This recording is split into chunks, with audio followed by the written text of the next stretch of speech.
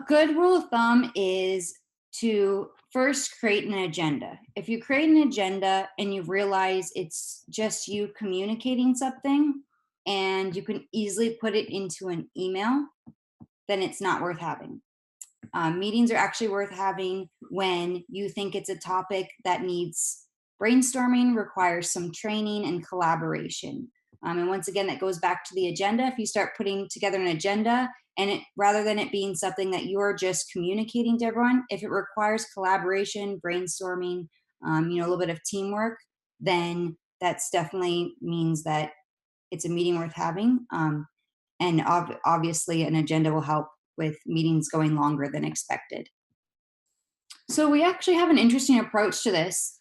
Because we are distributed workforce all around the United States, we have to take into consideration time zones.